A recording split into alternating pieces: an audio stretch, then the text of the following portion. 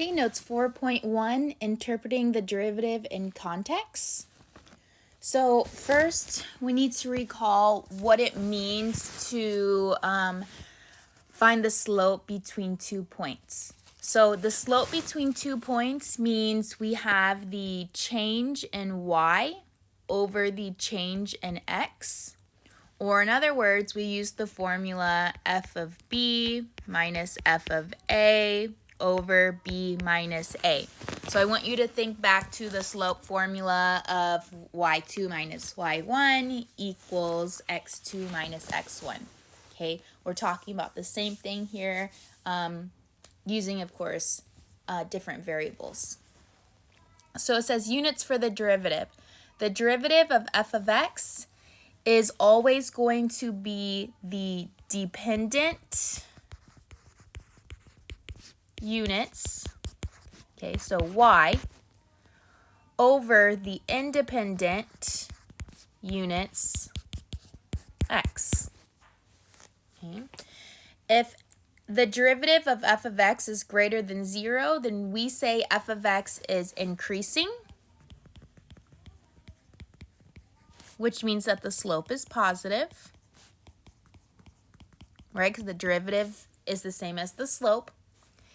And if the derivative is less than 0, then f of x is decreasing, which means that the slope is negative. Okay.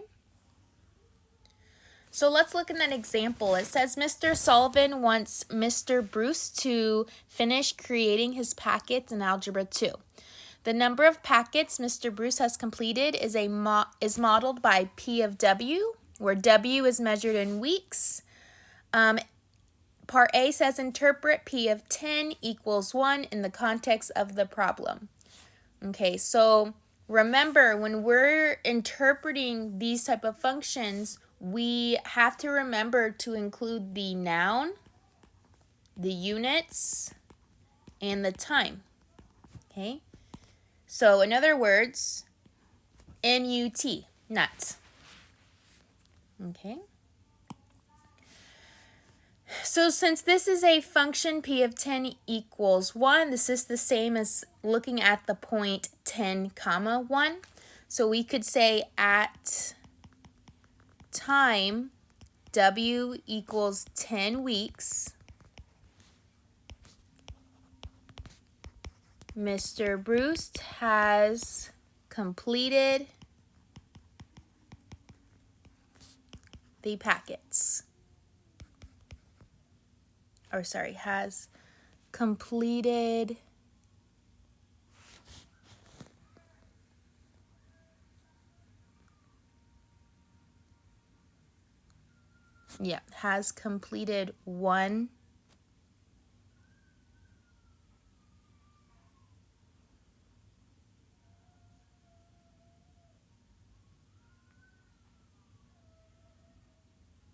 has completed one packet. Sorry, I was looking at my key and I feel like my key's wrong. Okay. So interpreting the derivative, so P prime of 39 equals to 4. We're going to say at time W is equal to 39 weeks.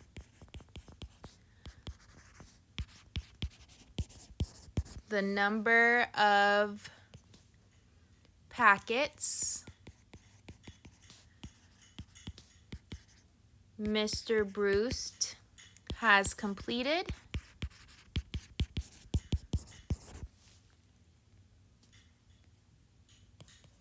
is increasing at a rate of 4 packets per week. Okay. So ultimately, in this problem,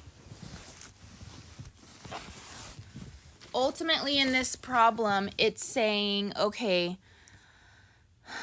we have the independent and dependent variables. The dependent variable is going to be the number of packets that Mr. Bruce has completed. So this is the dependent variable.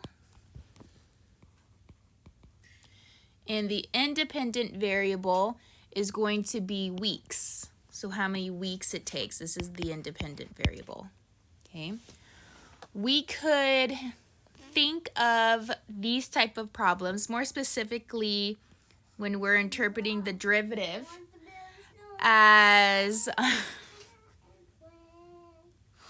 my gosh, okay, is at time. Okay, and then you enter the time. Then we put the independent units is increasing or decreasing, depending on if the value is positive or negative, at a rate of, and then you put whatever that rate of. And then in order to do the units, you're always going to do the dependent units per independent units.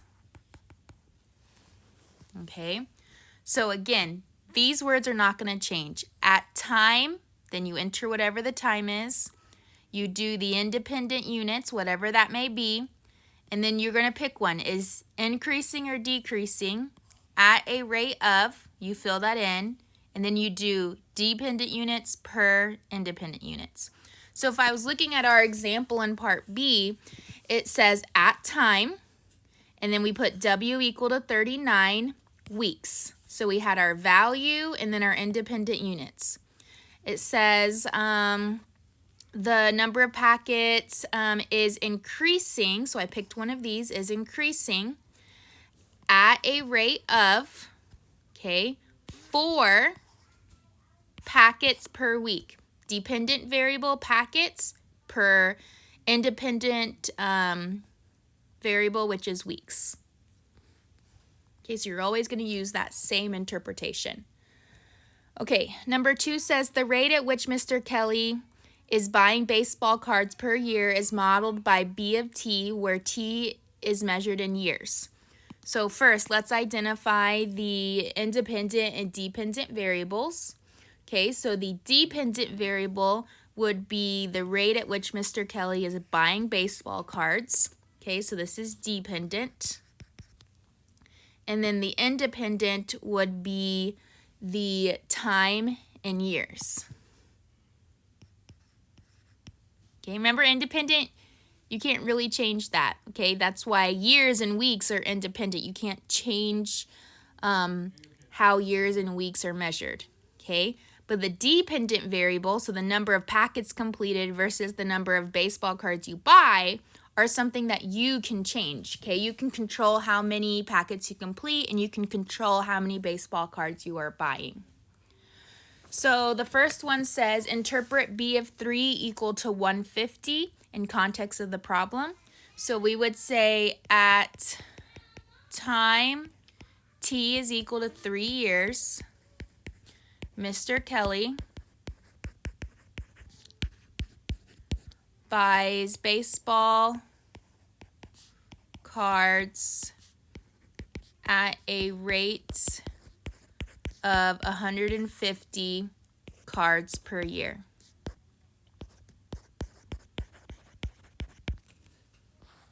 Okay.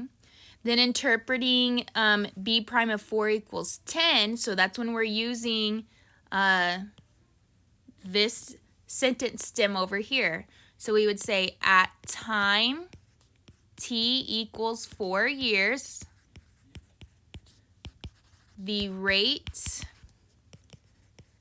that Mr. Kelly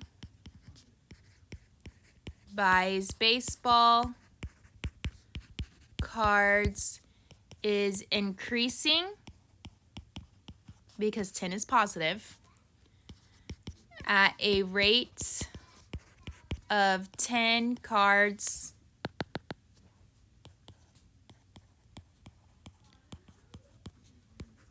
per year per year. Okay. Cards per year is the dependent unit, and then the year is the independent unit.